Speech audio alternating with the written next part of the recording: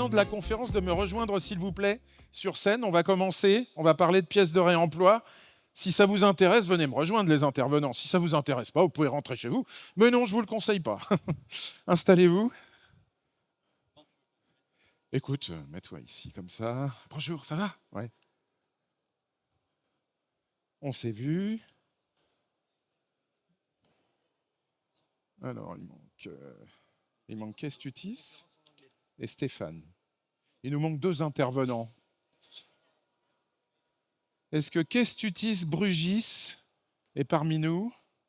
Il y a Stéphane Neuve-Église nous rejoint. Bonjour Stéphane, ça va? Prends place.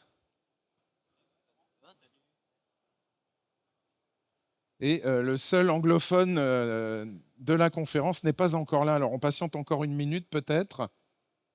Et on démarre juste après. Je ne voudrais pas vous libérer en retard. Donc merci d'être présent, cher public, à cette conférence. C'est le premier jour d'Équipe Auto, c'est mardi. On est toujours un peu moins nombreux le mardi que les jours suivants. Donc, et puis alors là, pour la première fois, on a une arena qui est extrêmement importante avec presque 200 places assises. Donc tant qu'on n'est pas au moins 150, ça fait vide, c'est vrai, pour nous. Hein, voilà. Mais enfin, vous êtes tous très intéressés par nos sujets. L'arena pour Équipe Auto, c'est important. C'est toutes les conférences, c'est 25 conférences en 5 jours. S'ajoutent également des pôles de conférences sur le village économie circulaire ou le village énergie, ou même Univers VO. Donc, soyez curieux, regardez sur les réseaux sociaux tout ce que vous pouvez prendre comme information. Équipe Auto est devenue très riche en termes de contenu et pas seulement d'exposants. Quand je dis très riche, c'est une façon de parler. Un salon aujourd'hui doit être un média et doit permettre effectivement à tous ces visiteurs de non seulement venir faire du business, mais aussi de s'informer et de réfléchir sur l'avenir. Donc ça, c'est notre engagement à nous, organisateurs d'Équipe Auto. On va démarrer, puis peut-être que Kestutis Brugis nous rejoindra en cours de... Le voilà. Ah bah, il suffit de l'appeler pour qu'il arrive. En général, ça marche toujours comme ça. Quand on commence à faire chauffer le moteur, les éléments se mettent tous en route. How are you, Kestutis? Good? Fine? Did you have some trouble to find the arena? It's a long way from Lithuania to France. It's a long way. So we just missed 1 minute. Alors, Kestutis Brugis nous vient de Lituanie et bon, voilà, il a eu un peu 1 minute de retard. Only 1 minute late for coming to Lithuania. Great. Thank you very much. Alors, on est ensemble pour parler de pièces de réemploi. Ce n'est pas un sujet nouveau, hein, puisque l'arrêté PIEC date de 2015. Mais évidemment, l'idée, c'est aujourd'hui d'en faire un succès durable pour tous les acteurs de la chaîne de valeur de l'automobile et de l'après-vente automobile. Reusable parts, how can we make them a lasting success for all stakeholders? For people speaking English, you have a possibility to have a simultaneous translation, and not only English, but you have 8 languages, so you can scan this QR code and have immediately access to an app, and after that, if you have earphones, you can, or only your smartphone, have the translation, thanks to IA, of course. Voici nos intervenants. And sorry for my accent, because I'm not very fluent in English, but so I can try. Sounds good? Thank you very much. Voici la diapo avec nos intervenants qu'on va pouvoir passer maintenant.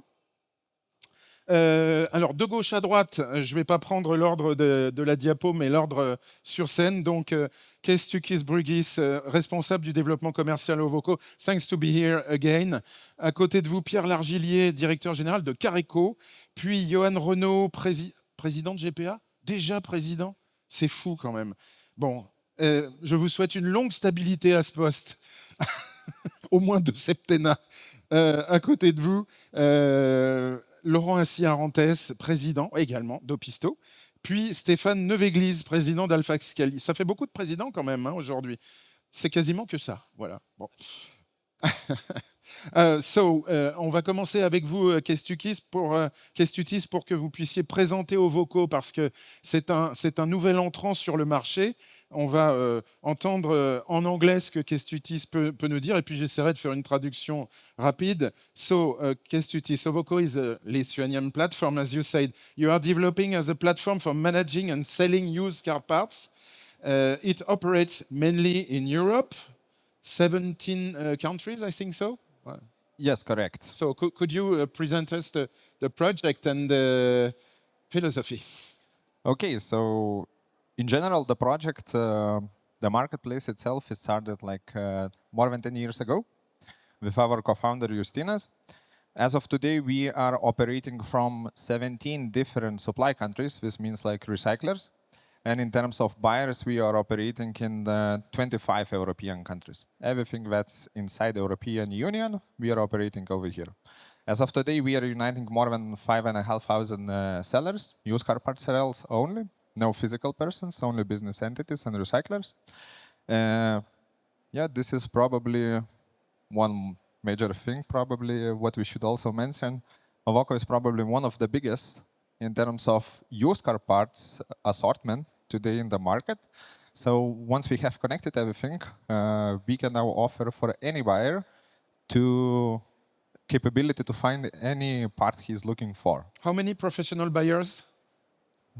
4,000, 5,000? Professional sellers, we have like 5,500. Buyers is hard to say. B2B buyers, we have over 100,000.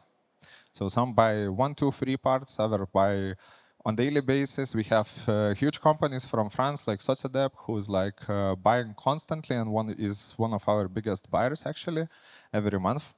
Voilà, vous avez compris que donc, enfin pour rapide traduction, présente dans 17 pays. L'intérêt, c'est d'avoir effectivement une offre extrêmement forte de composants qui viennent de fournisseurs qui sont dans ces 17 pays d'Europe. C'est en ça qu'Ovoko a une valeur ajoutée toute particulière et vend à 5500 professionnels de l'automobile partout en Europe. Donc c'est un acteur avec lequel il faut compter. Thank you for that. On va aborder tout d'abord le premier thème de cette conférence qui est fondamental, effectivement, c'est comment est-ce qu'on peut sécuriser l'offre, c'est-à-dire le gisement disponible, et comment peut-on encore l'augmenter. Et je vais vous montrer une diapo qui explique que ce n'est pas forcément simple. Vous voyez, c'est une source SRA, donc Sécurité Réparation Automobile, qui nous présente le dernier taux d'utilisation des pièces de réemploi dans les dossiers payés par les assureurs. Et vous voyez qu'on est à 17,3% des ordres de réparation contenant au moins une pièce de réemploi, ce qui est la statistique qu'ils utilisent. Et selon eux, on a du mal à aller plus loin. Donc voilà un petit peu le sujet, c'est de savoir comment est-ce qu'on peut, est-ce que ça vient d'abord des gisements ou est-ce que ça vient des réparateurs. Voilà, je vous pose la question à vous, messieurs. And after I will translate for you, Kestutis. Pierre Largillier, Careco France. Je vous laisse prendre vos micros, messieurs. N'hésitez pas à vous servir. Il en manquera un, donc on se passera un micro. Pierre Largillier, Careco France. Bonjour à toutes et tous. Alors, le premier point, effectivement, quand on regarde ces chiffres, récemment, nous, on a une convention annuelle Careco. On a fait venir SRA qui nous a présenté les chiffres à fin juin 2025, comparé au premier semestre 2024. Donc, le 17,7 est passé à 19,9. On est pratiquement à 20 points à fin juin. Ouais. Et on arrive à 20 points quasiment. Ouais. Voilà, on a pris à 0,5 sur la PRE placée, ce qui fait effectivement 5,8. Nous, de notre point de vue, effectivement, il y a encore un gisement, on peut encore élargir, augmenter. Je pense qu'on pourrait, dans les années prochaines, passer à 12-13 points. En tous les cas, il le faudra, puisque de plus en plus de réparateurs viennent sur la PRE, soit de manière individuelle, soit par des réseaux. Donc c'est la raison pour laquelle, pour répondre à cette première question, de chez Careco, nous pensons, comme nos confrères très certainement, qu'il faut démonter plus et mieux. Donc ça passe évidemment par une meilleure expertise de nos véhicules à l'entrée sur nos CVHU, c'est-à-dire que la tendance à vouloir démonter tout, et notamment tout ce qui est beau, n'est pas toujours valable. Il va falloir s'adapter par rapport à nos stocks, à l'offre et la demande. Le foncier n'est pas toujours simple à gérer en métropole. Quand vous avez 5-6 hectares et 3-4 000 m² de bâti, effectivement, on ne peut pas tout stocker. Il faut répondre à la demande. Donc, pour répondre à la demande, il faudra démonter ce qui se vendra, ce qui sera demandé. Et donc, cette tendance de privilégier les 20-80 par rapport aux 80-20 sera extrêmement importante. Il faut apprendre à faire de la gestion de stock. si j'ai Oui, bien compris. très, très clairement. C'est-à-dire que, effectivement, ne pas rater des ventes parce qu'on n'a pas les bonnes PRE, ne pas cafuter à l'extrême, parce que là, on perd toute la valeur ajoutée. Cafuté, tout le monde sait dans Ouais, la donc, salle Oui, je pense, cafuter, effectivement, c'est quand on arrive à la fin du cycle de vie du produit qu'on ne vend plus. Et par conséquent, on peut être contraint à amener pour des questions de place, tout à simplement. détruire les pièces. À détruire. Et là, effectivement, on perd toute la valeur ajoutée, toute la main-d'œuvre. Voilà. Et l'autre point, effectivement, pour élargir l'offre, naturellement, nous sommes des gros vendeurs de pièces de robe, de carrosserie, de mécanique. On devrait vendre encore plus. Il y a des nouvelles familles de vitrages sur lesquelles nous sommes interpellés, notamment tout ce qui est vitrage latéral. Donc, on commence à constituer des stocks. Il y a des réseaux qui nous demandent. Nous, de par notre évolution chez Careco, nous avons un actionnariat d'origine étrangère, suédoise, avec la particularité, c'est qu'en Suède, tout est démonté. On va Donc, citer Autocirque. Oui, Autocirque, Ouais. tout à fait, qui possède effectivement 6 CVHU Careco sur les 20 que nous avons en France. Et il y a un ratio quasiment de 1 à 4 entre le stock d'un CVHU moyen. Donc, c'est un multiple favorable. Ils démontent tout. Chez eux Oui, chez eux. Mais Ils démontent tout Ils Ils stockent tout démontent tout. Ils démontent tout. Ils stockent tout. Alors après, il faut l'informatiser, mais ça va permettre de compléter nos stocks. Et nous allons effectivement brancher, plugger plusieurs CVHU suédois très prochainement, dans les semaines qui viennent, sur nos solutions Marketplace. Et donc, ça va permettre d'élargir l'offre. Johan Renaud, pour GPA, démonter moins, démonter mieux. Alors, comment est-ce que vous faites chez GPA pour justement sécuriser et densifier le gisement Bon, C'est une d'abord, vaste question, hein, on est d'accord. je ne crois pas vraiment à l'effet plafond. Je pense que les marges de progression sont encore extrêmement importantes. Je pense qu'il y a une histoire d'offre et de demande, mais il faut mettre tout le monde autour de la table, le carrossier, le réparateur, l'assureur, le recycleur, le DMS, etc., la place de marché. Donc, je pense que l'effet plafond, enfin perso, j'y crois pas. On entend beaucoup ça dire chez les assureurs en ce moment. Hein. Peut-être simplement parce qu'ils aimeraient que ça progresse plus vite. C'est ça, Voilà. certainement. Concernant le centre VHU, que ce soit GPA ou un autre, c'est une histoire essentiellement d'organisation. À volume traité constant, le sujet c'est effectivement est-ce que je suis capable de démonter plus de pièces si tant est qu'elles soient de bonne qualité, est-ce que je suis capable de démonter 20, 25, 30 pièces par voiture au lieu des 18 ou 19 actuellement chez nous? Est-ce que je suis capable de démonter peut-être de nouvelles familles de pièces, des pièces issues de véhicules électrifiés, des pièces électroniques, des pièces télécodées, etc. Oui, parce qu'en fait, le parc est en train de changer, là, doucement, mais est en train Exactement. Mais même à volume de véhicules constant et à typologie de pièces constant, est-ce que je suis capable d'accélérer la rotation de mes stocks? Et ça, c'est vrai que c'est un enjeu, c'est aussi un enjeu d'offre et de demande. C'est peut-être un enjeu de pricing, c'est peut-être un enjeu de référencement des pièces. Voilà. Je pense que peut-être qu'un jour, on découvrira que c'est une histoire de données, de statistiques, peut-être d'intelligence artificielle. Peut-être qu'on peut aller quand même beaucoup plus loin sur les outils pour nous aider dans la décision de démonter ou pas telle pièce, de la vendre à tel prix ou pas, et afin de peut-être mieux faire tourner ces stocks.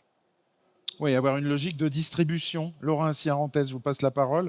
Donc, Opisto fait partie des belles initiatives qui permettent de donner à voir au marché l'offre. Hein, voilà. Comment est-ce que vous vous sentez concerné par cette notion de sécuriser, voire accroître le gisement? Oui, alors déjà, je dirais que je rejoins l'avis qu'aujourd'hui, pour moi, on n'est pas à un plafond. Ce qu'on voit finalement dans ces chiffres, et c'est les chiffres que nous, on partage aussi, c'est que finalement, depuis 2020 jusqu'à aujourd'hui, on a doublé quasiment la consommation de pièces de réemploi. Donc, en quelques années, c'est une marche énorme qu'on a réussi à franchir.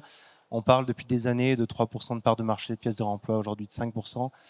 Si on essaye finalement de regarder le prisme, nous, on estime qu'aujourd'hui, la pièce de réemploi, elle pèse à peu près 500 millions d'euros en France. Et donc, on sait qu'on peut réussir à faire plus. Sur un marché de 13 milliards sur un marché à peu près, voilà, de pièces hors 13 taxe. milliards en termes de valeur, je Voilà, parle. c'est ça. Mais donc, finalement, il y a un enjeu d'offre et la demande. Et il faut qu'on soit capable de stimuler à la fois l'offre et à la fois la demande. L'offre aujourd'hui, on parle de millions, de dizaines de millions de références. Si on regarde finalement, il y a énormément de pièces qu'on possède en quantité phénoménale, qui ne sont pas les pièces qui sont demandées par le marché. Et il y a des pièces qui sont demandées par le marché qu'on a du mal aujourd'hui à produire. Donc nous, l'enjeu et le prisme qu'on prend par rapport à ça, c'est vraiment de se dire, il faut qu'on s'appuie sur de la data factuelle, de demande finalement du marché, de ce que recherchent les réparateurs, les carrossiers, de ce qu'ils consomment, de ce qu'ils ne consomment pas également, pour apprendre et recommander finalement les bonnes pratiques. Et donc je dirais, l'enjeu, est-ce qu'il est de démonter plus ou est-ce qu'il est de démonter mieux? Est-ce qu'il est finalement de pouvoir dire, ce véhicule-là, ne le vendons pas à l'export, mais valorisons-le en pièces. Je discutais encore tout à l'heure avec un centre VHU qui, lui, va vraiment très loin dans le démontage. Il me dit on a peu d'approvisionnement, donc on doit valoriser le véhicule. Et qui, des fois, est choqué de pouvoir voir certains centres qui vont démonter que quelques pièces sur un véhicule. Donc, il y a un enjeu vraiment de data pour être capable de mieux conseiller et de mieux valoriser les véhicules qu'on démonte, pour finalement répondre à la demande du marché, qui, elle, est encore là. On a aujourd'hui besoin de pièces des fois plus récentes. On a des pièces techniques qui valent de plus en plus cher. Donc, il y a vraiment un enjeu à être capable de les proposer en pièces de réemploi. En quelques mots simplement, vous commercialisez un logiciel pour les centres VHU également de votre côté qui permettent d'affiner la gestion de stock, je crois. Enfin, en tout cas, de s'en occuper. Voilà, on a deux métiers. On a la distribution de pièces de réemploi via nos marketplaces Opisto Pro et Opisto.fr. Et ensuite, on a la partie DMS où l'enjeu, finalement, au-delà de ce DMS, c'est d'accompagner les centres VHU pour les aider à être plus performants, à mieux valoriser leur stock et finalement à développer davantage leur business. Stéphane Neuve-Église, vous allez prendre le micro. Alpha Scale, donc c'est Préficard, hein, filiale d'AXA Direct Assurance.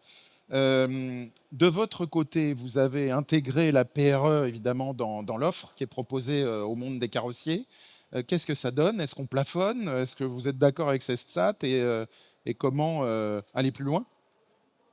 Alors, oui, je ne vais pas contester cette statistique. Non, l'idée, c'est pas de la contester, hein, c'est de donner son avis sur mais est-ce on qu'on est est un plafond. très très loin du potentiel. Alors nous, on est assez bien placé pour avoir une idée du potentiel, puisque en fait, on intervient très très en amont avec notre offre de service qu'on propose aux partenaires des assureurs, donc experts et réparateurs. On a à peu près 40% des assureurs qui travaillent avec nous, et donc on draine 1 500 000 sinistres par an dans notre plateforme. Et en fait, on pousse en automatique les pièces de réemploi qu'on a dans notre catalogue, et essentiellement avec nos partenaires GPA, Careco, Back2Car. Et le potentiel qu'on pousse, c'est à peu près 30%. Donc là, on voit qu'il y a 5 à la sortie, 5,3, mais nous, on pousse 30%. Alors, donc il y a un terrain de jeu, c'est sûr, bien plus large que ces 5. Donc il faut travailler la transformation. C'est-à-dire que 30% de ce que vous vendez, c'est de la PRE? Non, on propose... de ce que vous proposez, Ouais, d'accord. Vous proposez, vous avez un taux de réponse de 30%. 30%, c'est le potentiel. Après, le marché, il transforme 5. Alors nous, on transforme peut-être un peu plus. Okay. Mais le potentiel, pour vous donner une idée, il est à 30. Donc on pourrait faire 6 fois plus. Maintenant, il faut travailler la transformation et elle se fait à différents étages. Le premier étage, c'est l'assureur, puisque c'est lui qui représente son client.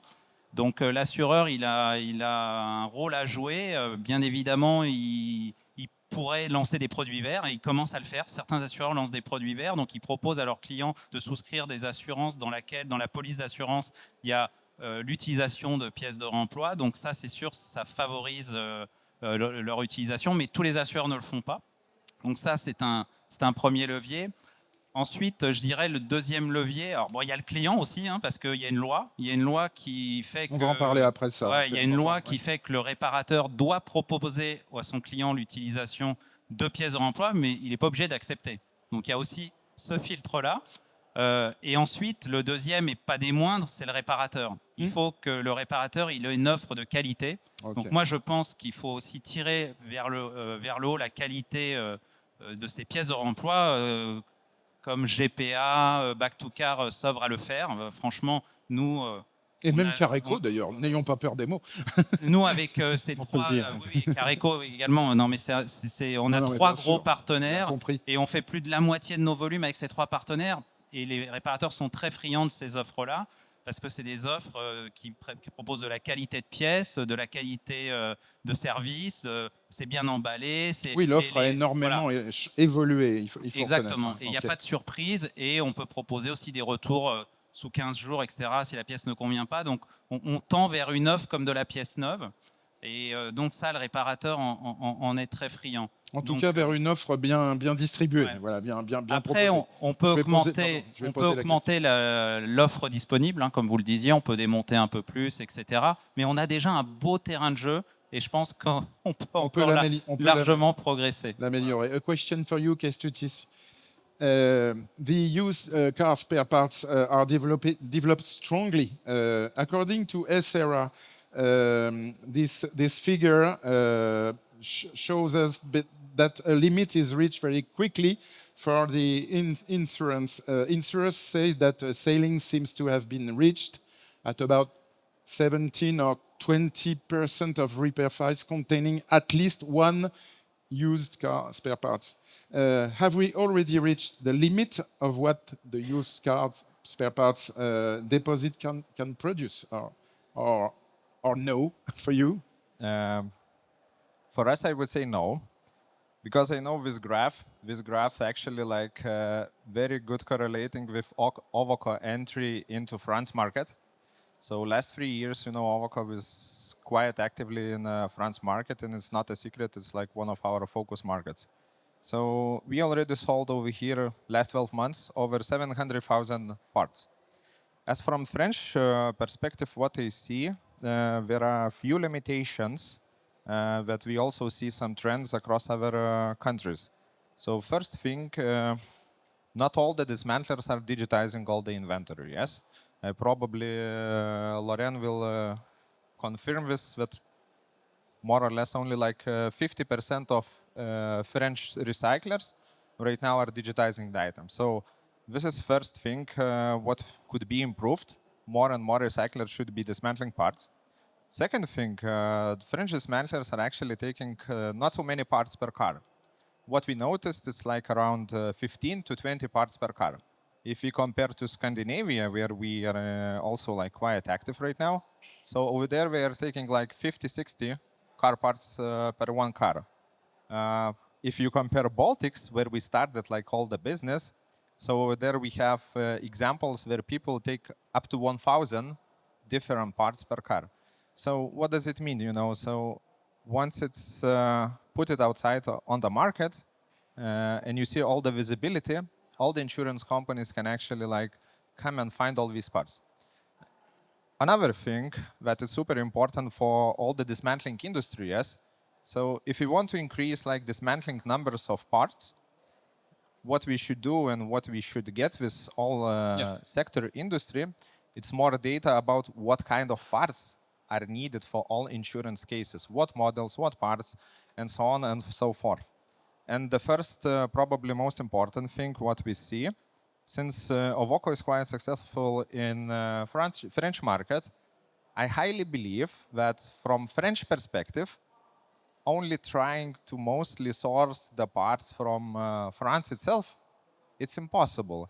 We have dismantlers connected from 17 different countries, and let's say you have neighbors like Belgium, Spain, Italy, and so on and so forth.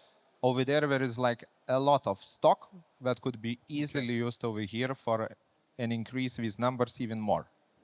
On parle d'effectivement, alors il y a beaucoup de choses dans la réponse, alors je vais essayer de me souvenir d'à peu près tout, mais au départ, effectivement, l'offre est extrêmement importante et donc le potentiel est encore très très élevé. Vous parliez de, qu'est-ce que tu dis, 700,000 refs in France for the French market? Yes, only in France, last 12 months, it was sold more than 700,000. So this is why I believe we highly adding to this graph. C'est pour ça que Kestutis, comme les autres intervenants, est de l'avis que le plafond n'est absolument pas atteint et que le potentiel est encore extrêmement élevé. Ensuite, il nous a dit que les pratiques selon les pays sont très différentes et qu'il y a effectivement des pays où on démonte tout et où on stocke énormément de pièces et que l'idée c'est de faire matcher l'offre avec la demande en fonction des pays européens où on peut proposer des pièces qui ne se vendraient pas en France à d'autres pays et inversement. C'est la force effectivement de la plateforme d'Ovoko. Bon, je ne pense pas avoir tout traduit, mais j'ai essayé de donner le sens. Deuxième thématique, celle de la marge. On va revenir à la diapo avec les intervenants. Parce que c'est le deuxième élément fondamental, c'est comment garantir, puisqu'on commençait à aborder le sujet des réparateurs et de la manière de transformer la proposition en un montage de pièces et en une facturation, comment garantir une rentabilité acceptable pour tous les acteurs, que ce soit le centre VHU, l'assureur, quand il est concerné, mais la plupart du temps il l'est, et le carrossier, parce que bien souvent, le carrossier, il fait un arbitrage finalement entre faire une marge en euros sur une pièce neuve et vendre de la main-d'œuvre. Stéphane Neveglis, ça a l'air de vous inspirer. Oui. Alors, Bah, dites-nous. c'est un des points différenciants de notre offre PRE dans le cadre d'AlphaScale. En fait, ce qu'il faut comprendre, c'est qu'historiquement, la pratique sur la pièce de réemploi, c'est les experts qui fixent la décote par rapport au prix constructeur au réparateur. Et donc, cette pratique, elle met sous pression la marge du réparateur qui, au moment de l'expertise... Par exemple, moins 50, moins 40, voilà, moins 60. c'est plutôt du moins 40, moins 50. C'est les soldes pour la pièce de réemploi. Alors, il y en a qui mettent un peu moins, etc. Par rapport au prix, par rapport au prix tarif oui, du de la constructeur. pièce neuve. Voilà, Du constructeur. Donc certes, ça fait une économie sur le coût de la réparation, c'est très bien, mais ça met sous pression la marge du réparateur parce que lui, la pièce neuve qui est en face, a priori, il ne sait même pas combien il va avoir, il n'a même pas le temps de regarder encore au moment de la discussion. Donc nous, ce qu'on a fait dans notre offre, c'est qu'on enlève cette contrainte et on met en place un tarif public pour les pièces de réemploi. Donc l'expert n'a plus à faire de décote, il va utiliser nos prix, donc sa disposition lorsqu'il fait un chiffrage, et il sait que ce prix va garantir une marge au réparateur abondée par rapport à la même pièce neuve. Ce qui fait que le réparateur déjà est plus enclin à l'utiliser. Alors bien sûr, après, il faut de la qualité de pièce, etc., ce qu'on racontait juste avant, et de service. Mais sur la partie marge, et il le voit d'ailleurs dans notre plateforme au moment du chiffrage, pas au moment de commander, c'est au moment où il fait un chiffrage pour l'assureur, il voit que sa marge va être abondée par rapport à une pièce neuve. Donc Quand on dit marge abondée, qu'est-ce que ça veut dire en termes très vulgarisés ? Ça veut dire que par rapport à un taux de remise demandé par un expert, on est un peu au-dessus avec un tarif, avec votre tarif. Alors, du coup, public. le tarif final public va plutôt être une résultante puisqu'on calibre d'abord la marge du réparateur sur le prix d'achat de la pièce de réemploi. Ok. L'idée, c'est de penser réparateur. Et voilà. Et donc l'assureur ensuite aura un gain et qui est variable. Dans certains cas, il sera que de 15%, de 10%, etc. Dans d'autres cas, il sera à 30, à 40, mais au moins, on met en place les conditions de marge qui font que tout l'écosystème s'y retrouve. Et donc ça doit favoriser l'augmentation de l'utilisation, en tout cas du moins côté réparateur. Et c'était un vrai frein, ça. Oui. Et ça existe toujours.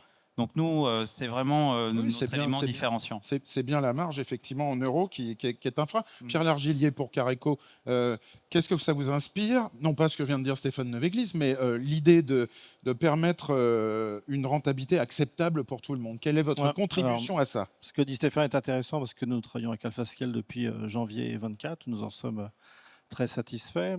Effectivement, cette notion de marge valeur absolue, marge valeur relative est très importante. C'est les exemples que de Stéphane. Alors nous, le premier point, effectivement, pour que dans la chaîne de valeur, dans le ruissellement, entre guillemets, de la marge amont, ça redescende vers nos réparateurs et nos clients. Le ruissellement, des fois, ça ne marche pas. Oui.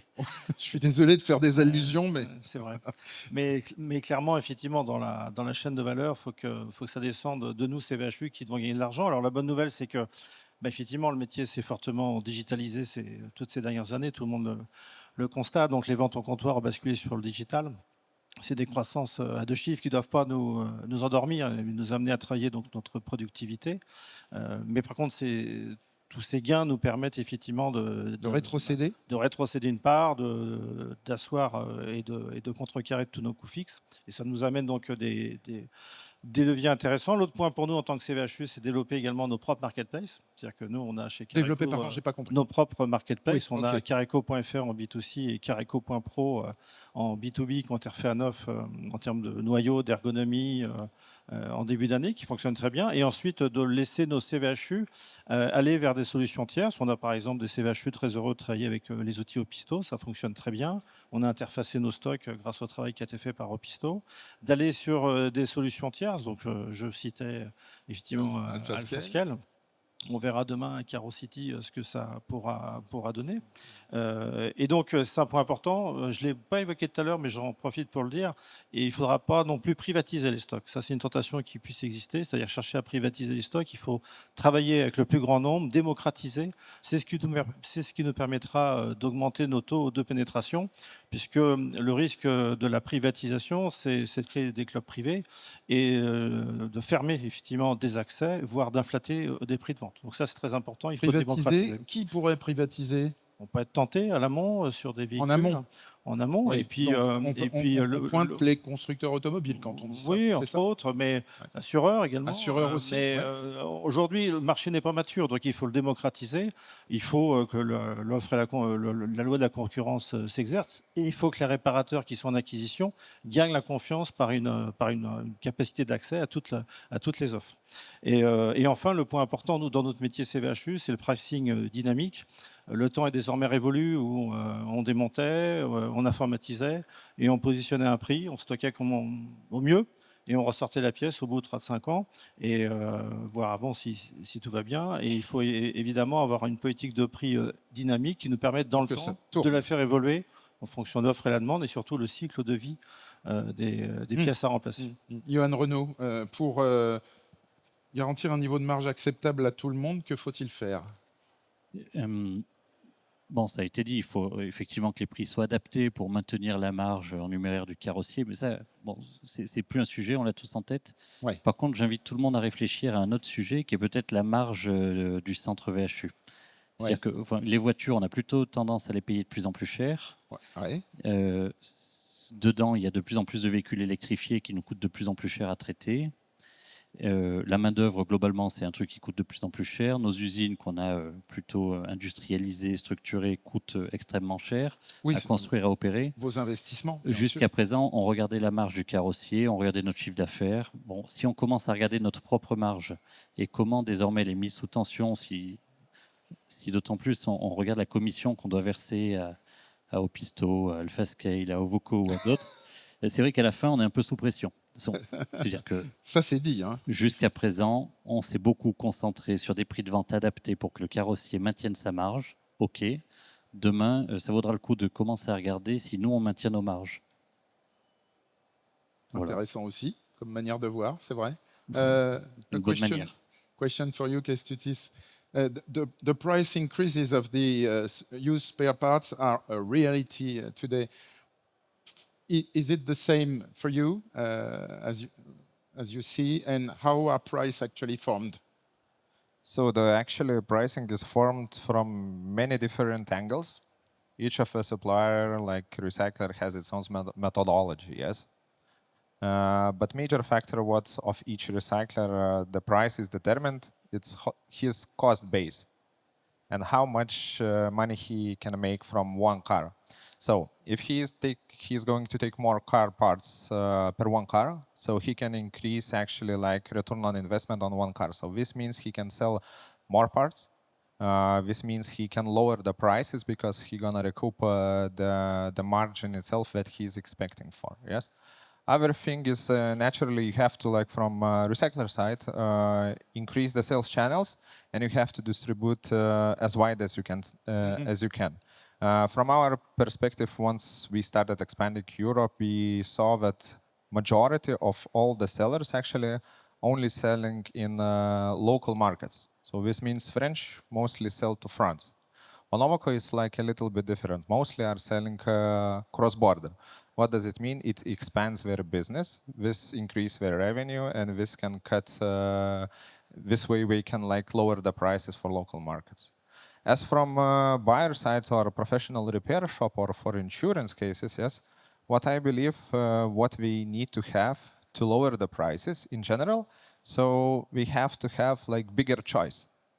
So once you come in and see on the marketplace not 2, not 3 items to choose from, but 20 or 30, then you can make your best decision what you would like to buy. Is it like to deliver within 3 days? Is it delivered in 5 days? But it's maybe 20-30% cheaper. This is like eBay is doing. Yes, like from our side, we are totally operating like marketplace. And once we have have big scale, we can also offer like lower logistics costs. Maybe we can even lower Ovoko commission, as I understood that Ovoko commissions are quite high. So you have understood what Johan Renault said about the commissions. A little Too bit. high, too high. Yes, but we also operate business. We also can say like parts are too pricey. Ça, c'est le sujet éternel entre les plateformes, les marketplaces et les producteurs de pièces, effectivement. C'est combien de marge prennent au passage les acteurs qui commercialisent voilà, pour le compte des centres VHU. Pour le compte, c'est-à-dire avec en fournisseur et en client les centres VHU. La réponse, si j'essaie de traduire en philosophie, c'est une philosophie très, très libérale. C'est-à-dire que pour Kestutis, on a une loi de l'offre et de la demande qui joue avant tout partout en Europe, effectivement. Maintenant, le jeu des assureurs, souvent, est de vouloir baisser les prix au maximum. Et la réponse se fait par l'offre, par l'extension de l'offre. Je ne sais pas si j'ai bien traduit les propos, parce qu'ils sont riches à chaque fois. Laurent Assi-Arantès, pour conclure cette deuxième thématique sur les marges acceptables, d'abord, est-ce que vous prenez trop de commissions, vous ? Alors, je pense qu'on ne prend pas trop de commissions. On a toujours été On très prend jamais raisonnable sur trop, ce hein. point-là, mais Non. je reconnais que, fonction du point de vue, ça puisse être interprété de différentes manières. Chacun voit midi à sa porte, en même Tout temps. à fait. Je pense que pour reprendre un peu la base de ce sujet, finalement, on a l'impression que la pièce de réemploi, son prix a augmenté, mais parce qu'on a un référentiel qu'on diffuse nous aussi, hein, en disant la pièce de réemploi, c'est 70%, 80% d'économie. Et donc finalement, ça c'est quelque chose qui s'est assez bien ancré. Et les réparateurs, quand ils ont découvert la pièce de réemploi, trouvaient ces économies-là et trouvaient ça fabuleux. Maintenant, on a finalement une nouvelle dynamique qui se met en place avec des usines de recyclage, avec des coûts logistiques, avec de la qualité des services qui se mettent en place. Et ces services sont attendus par les réparateurs. Ils veulent plus de qualité, ils veulent du service après-vente, ils veulent un service digne du neuf. Ils veulent beaucoup de photos, ils veulent une pièce très bien documentée, ils veulent des commentaires. Voilà, ils veulent des engagements de délai de livraison, ils veulent un service, Donc ça un coûte. SAV pris en charge à 100%. Donc finalement, pour mettre tout ça en place, et puis aussi ce qu'ils veulent, et ce qui est très important, c'est qu'ils veulent finalement des pièces plus jeunes qui ont une valeur aujourd'hui qui est plus importante. Puisque l'autre élément, c'est que finalement la pièce neuve, entre-temps, elle a continué de prendre de la valeur. Et aujourd'hui, si on compare un optique d'un véhicule qui vient d'être produit par rapport à un optique d'il y a 15 ans, ça n'a rien à voir en termes de valeur et en termes de complexité. Tout à Donc fait, oui. finalement, cette offre, elle a évolué. Et donc aujourd'hui, on a vraiment une offre et une demande qui met en balance le prix. On ne peut pas aujourd'hui proposer un optique d'un véhicule qui a 5 ans, qui est un optique qui vaut peut-être plus de 1000 euros, et le proposer à 90 euros dans un centre de recyclage.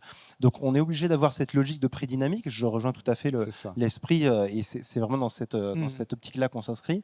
Et puis finalement, il faut aussi qu'on ait des assureurs qui s'adaptent à ça et qui soient capables de considérer que finalement, même s'il y a une économie de 10%, de 15%, 20%, c'est quand même une économie, et que ça va dans le sens de l'économie circulaire qu'on met en avant finalement aussi pour les aspects écologiques et pas que économiques. Pierre Largillier, il y a, dans la valeur ajoutée aujourd'hui donnée par les CVHU, il y a justement les commentaires sur la pièce. Ça c'est chronophage et c'est porteur de valeur ajoutée. Oui, en fait, on s'aperçoit que pour assurer une qualité de pièce régulière, il faut d'une part définir un cahier des charges en amont, produire sur l'ensemble de nos 20 CVHU une qualité. Et en fait, chaque SAV nous montre que la qualité des commentaires, en plus des photos, de la référence constructeur et des informations classiques, permet de mieux renseigner le réparateur et de faire en sorte qu'il puisse commander en toute confiance. C'est là où il y aura une confiance, c'est le troisième point. Ouais. L'autre point aussi qui est important, c'est un vieux serpent de mer et c'est un vœu pieux, il faut qu'au sein de la profession, on définisse des grades de qualité, qu'on arrive à labelliser, à certifier nos pièces, tous ensemble au sein de la profession. Nous, chez Careco, par exemple, on a 3 grades de qualité, mais finalement, quand on regarde, on fait tous un peu le même métier. Et ça, c'est un travail qui existe actuellement. Il y a des groupes de travail, il faudra qu'on puisse aboutir avec les assureurs, avec les donneurs d'ordre et avec l'ensemble de la profession pour qu'un grade 1, 2, 3 corresponde à l'ensemble de la production chez tous les CVHU. C'est notre dernier thème, sécuriser, on n'a que 5 minutes pour le traiter, sécuriser, donner confiance aux clients, hein, voilà, aux clients finaux, aux réparateurs, aux experts, aux assureurs, ils sont tous clients quelque part, même les donneurs d'ordre. Kestutis, secure, give confidence to customers. How do you do this miracle at Ovoko? Yes, so basically what we do, we give, to make it feel him secure, any buyer because we also like operate cross-border, so buyer from Portugal can buy from Finland. So what we give exclusive on the market, so we give 14 days free of charge returns. And what does it mean? We give back all the money that you paid for the part itself and as well for the shipping. And we do not charge the recycler for such a return as well. So basically zero cost over there. So you can buy with trust. If you're not happy with the quality, you can bring it back. From our side, we also like constantly monitoring sellers' performance. All recyclers have to meet certain criteria of like return parts, cancel parts, and dispatch time. What we have right now, it's like about return parts, it's only like 5.5%. And only like 30% of these returns are because of faulty parts. The rest of like 60-70% of returns are because like buyer bought wrong item, he does not fix his car or does not solve his problem. Because sometimes buyers actually do not understand what we're solving, we're just testing with different parts. And third thing, and the third thing, we are planning as well like to introduce the warranties across the marketplace. So it will be like unified warranties. So the buyer would be easily know how to return the part in case of like any warranty cases. It will be unified policy over there. Thank you. Bon, c'est la réponse d'une place de marché européenne, effectivement. Chez Ovoco, on a une garantie de 14 jours sur chaque pièce, c'est-à-dire la possibilité pour un client qui commande une pièce et qui s'est trompé ou si la pièce ne se monte pas ou si la qualité est défectueuse, de retourner gratuitement la pièce. Donc c'est une réponse par le service. Il rembourse aussi les frais, je crois, de retour. Hein. Et puis, il y a des indicateurs qui sont contrôlés systématiquement, et notamment le taux de retour de pièces. Et ça, je sais que c'est tous les places de marché qui le font. Entre 5, je crois que c'est 7% qu'il a donné comme chiffre. Et je connais celui de eBay, c'est entre 5 et 7 aussi. Je ne sais pas ce qu'il en est et s'il est mesuré chez Opisto. Oui, bon, je peux intervenir pour répondre à ça, mais c'est vrai on mesure tous le taux et finalement chez Opisto, nous ce qu'on fait, c'est que ce taux et d'autres indicateurs comme la satisfaction des clients vient justement pondérer l'offre qu'on va mettre à disposition des professionnels. Aujourd'hui, pour prendre les vrais chiffres, on a presque 10 millions de pièces qui sont disponibles sur le marketplace grand public. On n'en a que 7 millions qui sont vendus aux professionnels et on en a moitié moins qui sont labellisés premium. Finalement, ces éléments de labellisation, ces éléments de filtre vont garantir une sélection des vendeurs. On a parlé tout à l'heure de la qualité des centres et on sait qu'aujourd'hui, on a des centres qui ont pris beaucoup d'avance sur la qualité, qui sont très industriels, qui ont mis beaucoup de process en place et qui défendent et qui suivent ces indicateurs de qualité. Oui, on a d'autres centres qui mettent le pied à l'étrier et qui ont besoin d'être accompagnés. Donc finalement, c'est tout l'enjeu, c'est d'être capable d'accompagner ces centres pour leur permettre de proposer du service de qualité. Maintenant, ça, c'est aussi un paradoxe avec le premier sujet qui est le besoin de sourcer et d'avoir plus de pièces. Oui. Et donc aujourd'hui, quand on explique à un réparateur qu'on a filtré et qu'il n'a pas tout le stock disponible parce qu'on lui réserve la qualité, ça peut être une source de mécontentement ou de perception de non-qualité peut-être. Exactement, voilà. On a ce paradoxe, on essaye de lui donner de la qualité en le protégeant d'une certaine manière et où en même temps, lui a besoin de se sourcer dans certains cas de pièces et va accepter d'avoir une qualité potentiellement dégradée. Donc l'idée, c'est vraiment la transparence sur ça. Je vous demande d'être très rapide, messieurs. Johan Renaud et Stéphane Neveglis, vous avez le mot de la fin tous les deux. Garantir, on parle de grade de qualité, est-ce que c'est la bonne piste? Pas forcément. Mais difficile à mettre en œuvre, surtout si on parle de différents centres qui n'ont pas les mêmes méthodes. Je pense que pour le réparateur, il faut que ce soit sans surprise. C'est-à-dire qu'il faut jouer la carte de la transparence, photo-commentaire. C'est ça. Garantie, s'il y a un problème, on assure le SAV et plutôt aller vers une homogénéité de la qualité des pièces pour éviter les surprises, les mauvaises surprises. Ok, Stéphane Neveglis, ça nous amène à parler d'une pièce de qualité équivalente certifiée, par exemple. Encore une idée issue de votre cerveau fécond? Oui, enfin, on n'a pas inventé le sujet. Non, je sais. Oui, alors aujourd'hui, les pièces de réemploi, on le vend en poupe en France parce qu'il y a une loi qui pousse. L'arrêté Piec de 2015, rappelons-le. Oui, Voilà. et il y a aussi une loi qui s'appelle Climat et résilience. Protection des dessins et modèles sur pardon. les pièces neuves, C'est pas ça. donc qui empêche des pièces de qualité équivalente sur les véhicules de marque française. Donc, Alors même si elle a été... enfin, c'est pas que français, mais c'est eux qui les même appliquent cette loi. même en si tout cas. c'est tombé manifestement Alors, récemment. oui, Voilà. mais en tout cas, c'est sûr que ça donne un champ libre à la PRE, puisqu'il n'y a pas d'autre concurrence. Donc il y a la pièce d'origine ou la PRE. Donc ces pièces de qualité équivalente, c'est sûr, c'est aussi une bonne alternative pour contenir le coût de réparation. Et de plus en plus, les industriels investissent sur de la qualité de conception et de fabrication pour être quasiment identiques à l'origine.